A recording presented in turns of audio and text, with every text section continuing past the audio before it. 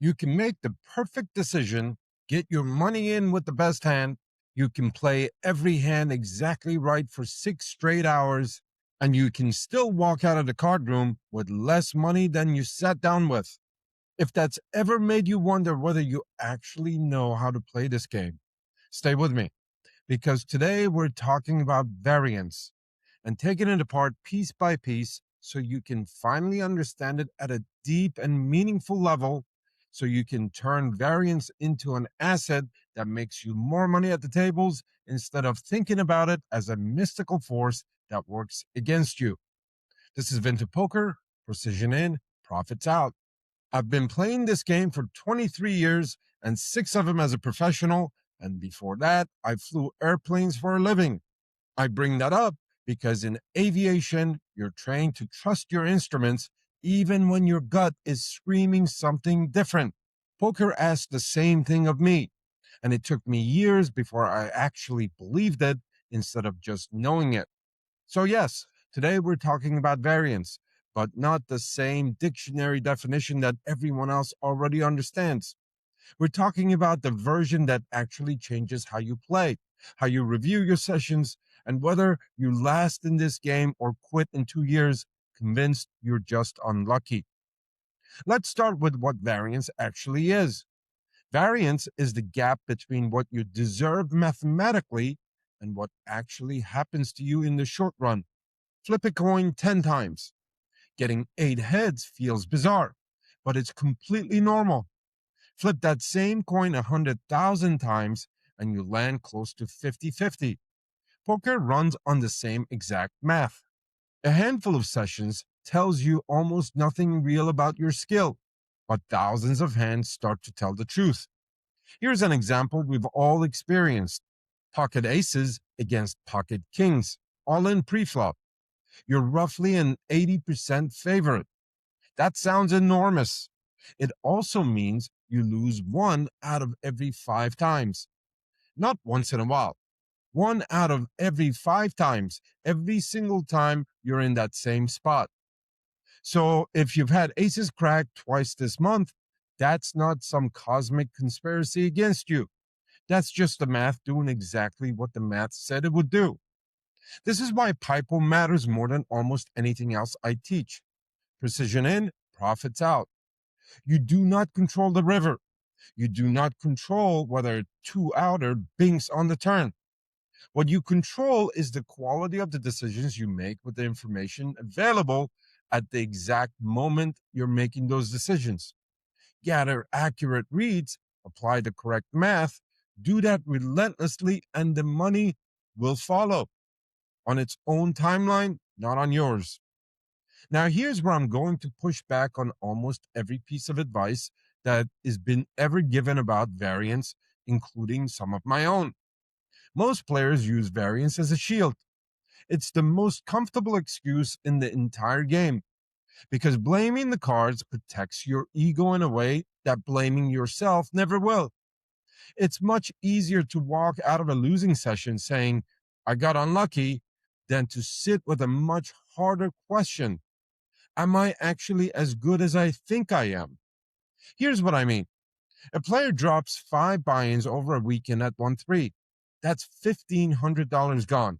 He tells himself and everyone else who asks about his game that night that the variance was brutal. He was unlucky. And maybe variance was high. Maybe he was unlucky. But then you go back through that session with him. In that game, he called 3 river bets against a nit because, in his words, they can't always have it. He checked back top pair out of fear of getting raised off of it. He chased a gut shot on the turn without the right price to justify the chase. Notice something about those hands. None of those decisions make a good story. So it's variance, not his decisions, that brought him to where he is now.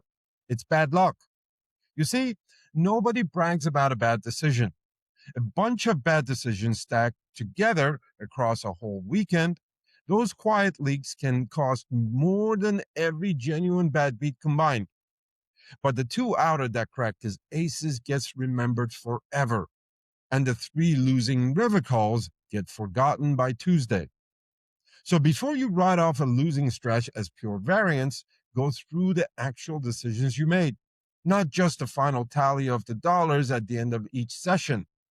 Did you read the ranges correctly? Was the bet sizing logical?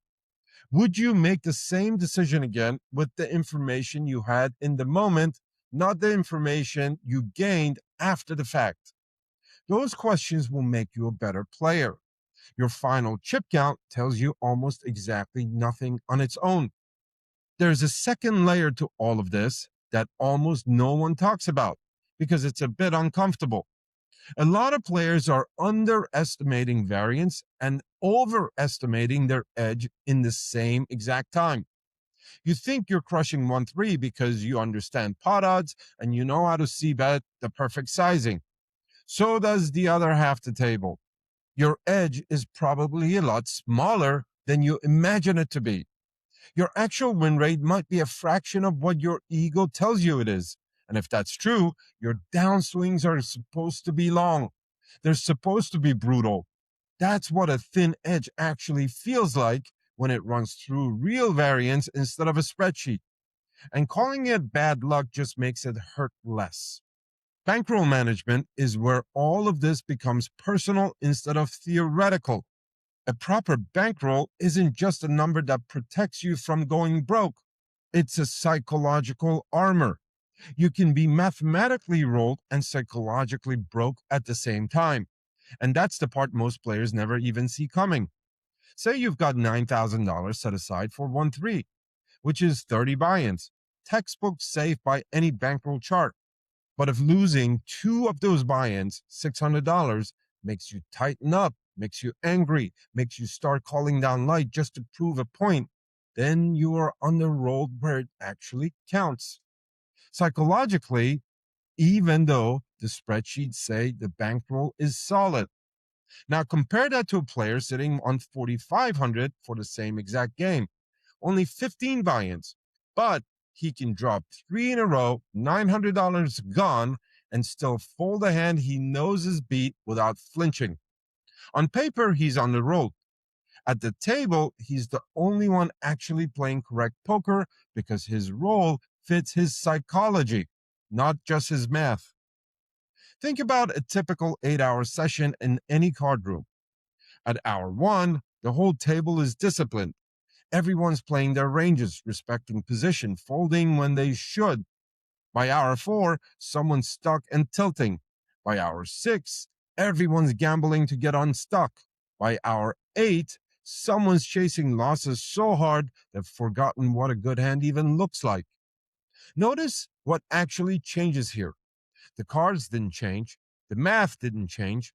The people changed. The game gets soft over the course of a night because emotions slowly take over one decision at a time. And the player who's the same person at hour 8 that he was at hour 1 is the player who leaves with everyone else's chips. Your opponents will hand you their leaks for free if you're actually paying attention. The guy who complains that nobody can fold anymore, he's telling you he bluffs too much. The guy who says he only plays premium hands, he's telling you to steal his blinds all night long. The guy who says he trusts his gut over the math, he's telling you he doesn't have a real decision-making process to deploy when it matters. People advertise exactly how to beat them, and almost no one at the table is actually listening. Before we go on, if you're getting value from this video, give it a like and share it with someone else who's also serious about becoming a crusher just like you. Drop your thoughts and questions in the comments below as I read them all. And subscribe to the channel so you won't miss any future episodes. If you'd like, you can tip me with a super thanks in proportion to the value you're getting from these videos. It helps me keep putting out contents just like this one, and I really appreciate every single one of you who contributes. And if a downswing has been messing with your head, I want to personally help you figure out whether it's variance or leaks. I offer a free one-on-one coaching session. You can grab it either by clicking the link in the description below or by scanning the QR code on your screen right now. Now, back to variance. And here's where I want to flip everything I just said, because I've spent this entire video telling you to hunt for leaks, respect the math, and manage your bankroll. All of that is true, but none of it actually matters if you can't control what happens in your own head while you're in the game and at the table. You need to control what's happening in your head, regardless of what's happening in the external world of the game. That may sound unimaginably complex and hard to execute, but it's not. There is actually a simple and elegant solution. You become emotionally boring. And I mean that literally. Win $5,000, same heartbeat. Lose 3 buy-ins in an hour, same heartbeat. Get bluff off the best hand at the table, same exact heartbeat. It has nothing to do with caring less. Every emotional spike adds noise to your next decision, and every emotional crash steals clarity from the hand after. Most players spend their whole career chasing for some secret bluff or some magic tell that's going to fix all their poker problems. There isn't one. The real edge is just refusing to let the last hand decide who you get to be for the next one, so you can objectively remain a plus EV decision-making machine and execute at a consistently high level. And if you're trying to get there, that is a hell of a lot harder than it sounds if you're trying to do it on your own. If you want to build that process instead of just hearing about it, this exact topic, separating genuine variance and real strategic leaks, this is all covered in detail inside my Delusion Killer Masterclass. I've worked with enough struggling players to know what this course can achieve when someone actually studies and applies it. The students inside my program who go through it diligently, the ones who approach improving their game responsibly and with discipline, those players are not the same players that were 3 months earlier. The link to the course is in the description below. Go check it out if you're serious about improving your game. Here's what I want you to actually walk away from this video with. Stop asking how unlucky you've been. Start asking a much harder question instead. Ask, if another winning professional had my exact cards for the last 6 months, would they have produced the same results I did? Sometimes the honest answer is yes. And that means it really was variance, so you let it go and you keep playing your game. Sometimes the honest answer is a resounding no. And that means the downswing just handed you a gift, because it showed you a leak or two that a winning streak would have hidden forever. A leak you can explore, a leak you can understand, a leak you can plug. You can't fix bad luck, but you can fix your leaks. I'd rather be a bad player with room and path to improvement than an unlucky player who can't change his circumstance. Admitting you have leaks that need to be plugged is the first step to improvement. Without it, you'll forever run bad in your head while you actually bleed money on the felt of reality. Remember where we started tonight. You can make the perfect decision and still lose the pot. That was never the lie. The lie is thinking that means that you did something wrong. Variance doesn't punish good decisions. It just cashes in the price that probability was always going to charge you eventually. Keep making the right decisions anyway, every single time, and let the scoreboard catch up on its own schedule. If you want to keep improving and keep leveling up your game, watch this next video. As always, I'm your friend Vinton. GG.